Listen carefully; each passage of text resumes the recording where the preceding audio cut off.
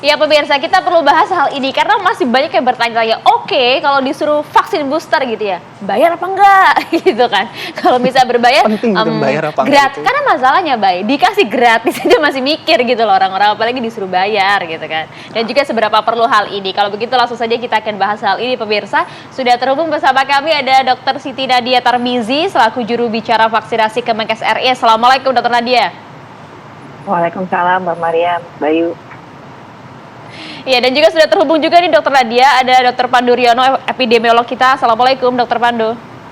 Waalaikumsalam Mbak Maria, Mas Bayu. Selamat pagi Mas Pandu. Selamat pagi Dr. Nadia. Kalau gitu langsung saja kita tanya ya Pak. Tadi kita sudah saling ngobrol gitu, jadi sebenarnya gratis apa enggak sih? Gratis apa enggak? Tanya lagi ke Dokter Nadia, Dok, jadi vaksin boosternya gratis atau bayar?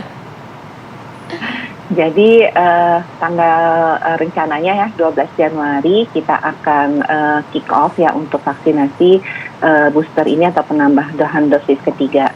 Nah saat ini memang rencana awal melihat ketersediaan vaksin dan melihat prioritas pemberian vaksinasi tentunya karena vaksin itu kan harus diutamakan untuk menyelesaikan vaksinasi dosis pertama dan dosis kedua untuk usia di atas 12 tahun. Sementara kita juga masih punya PR untuk menyelesaikan vaksinasi untuk anak-anak usia 6 tahun.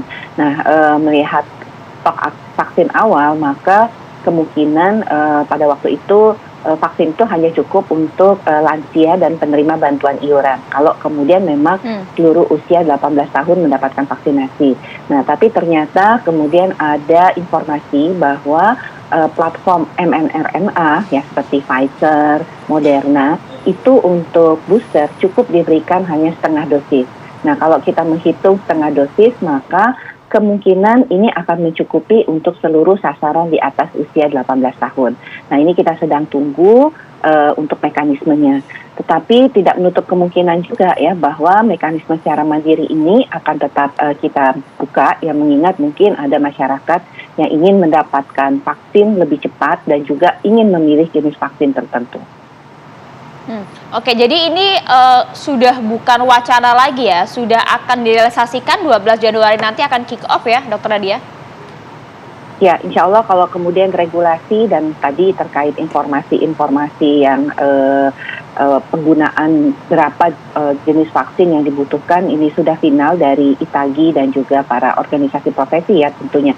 Sehingga kita bisa menentukan kalau memang tidak cukup ya mungkin yang ditanggung oleh pemerintah itu hanya lansia dan penerima bantuan iuran saja. Itu jumlahnya berapa, Dok? Kalau untuk lansia kita tahu lansia 21,5 juta, sementara kalau untuk penerima bantuan iuran itu ada 98 juta. Jadi sekitar 110 jutaan. Oke, Dr. Nadia boleh diupdate juga mungkin Dok, bagaimanakah tingkat vaksinasi kita di Indonesia Dok secara keseluruhan? Sudah berapa persen Dokter? Ya, kalau kita lihat target kita yang 208 juta ya, artinya cakupan vaksinasi kita untuk dosis pertama itu sudah pada angka 182 total ya, 182 juta dosis ya, artinya kalau kita lihat untuk dosis pertama itu jumlah yang kita sudah berikan itu mencapai 80% ya, 80,4%. Kemudian untuk dosis kedua yang mendapatkan vaksinasi secara lengkap itu baru jumlahnya 56%. Jadi jumlah ini yang artinya kita masih harus kejar untuk kita selesaikan. Yeah. Kalau untuk yang dosis pertama tadi masih ya sekitar 18-19% ya yang belum mendapatkan vaksinasinya. Sementara untuk dosis kedua yang cukup besar perbedaan kalau kita bandingkan dengan dosis pertama ya, karena kemudian ini baru 56 atau 54%-nya ya yang harus mendapatkan secara lengkap. Jadi 169 juta dosis 1 dan 116 juta dosis kedua. Oke. Saya mau geser ke Pak Pandu. Pak Pandu, kalau melihat rencana pemerintah kick off-nya 12 Januari soal vaksin booster gimana? Saya punya pandangan yang berbeda ya, bahwa vaksin booster ini belum mendesak, jadi bisa ditunda. Tetapi kita melihat bahwa adanya kebutuhan pada kelompok tertentu, yaitu kelompok pertama adalah kelompok yang lansia tadi dan juga dengan komorbid. Ya, jadi kelompok ini yang mungkin sudah perlu prioritas kalau sudah lebih dari 6 bulan mendapat vaksin yang pertama dan kedua. Ini penting karena apa? Karena mereka inilah kelompok yang paling terdampak kalau ada lonjakan kasus. Kedua, kita juga harus mengingat bahwa yang paling rawan sekali adalah orang-orang yang belum divaksinasi. Jadi itu yang harus menjadi prioritas tinggi. Jadi tanpa itu nanti akan ada kerugian juga kalau masih ada penduduk yang belum mendapat suntikan pertama dan kedua, tapi ada penduduk yang sudah mendapat suntikan ketiga. Jadi itu yang harus menjadi prioritas. Kedua adalah, ketiga mungkin, adalah bahwa kita menghadapi suatu kondisi sebenarnya. Indonesia ini tingkat imunitas pada penduduk cukup tinggi. Ya kan, hampir 80% lebih penduduk Indonesia itu sudah mempunyai kekebalan, baik karena infeksi alamiah ya, jadi hampir 3/4 penduduk Indonesia itu pernah terinfeksi, dan kemudian mendapat vaksin. Nah itu kalau sudah pernah terinfeksi dan mendapat vaksin lengkap, itu seperti di booster ya.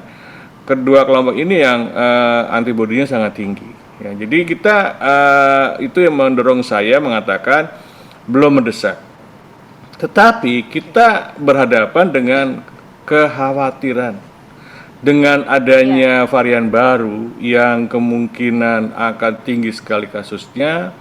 Maka ada penduduk-penduduk yang sudah divaksinasi lengkap pun khawatir tidak cukup. Nah, jadi kelompok ini sebenarnya tidak prioritas. Pada kelompok yang tidak prioritas harus ada dua pilihan. Pertama adalah mereka kalau mau minta vaksin, nah tapi tidak bisa vaksin yang memang menjadi jatah penduduk yang belum mendapat vaksin. Nah ini mungkin jadi konsep berbayar. Kemudian kita juga harus mengingatkan kembali pada pemerintah, ada vaksin-vaksin yang kita peroleh berdasarkan donasi, kedua berdasarkan kerjasama multilateral. Sebaiknya vaksin-vaksin ini tidak boleh dipakai untuk vaksin yang nanti ada layanan vaksin yang berbayar.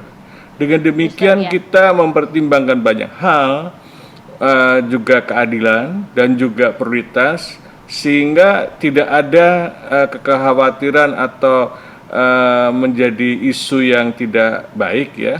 Sebenarnya tujuannya adalah melindungi segenap bangsa Indonesia supaya mempunyai kekebalan, tetapi kita mengakomodasi beberapa hal yang sebenarnya kita pertanyakan kembali.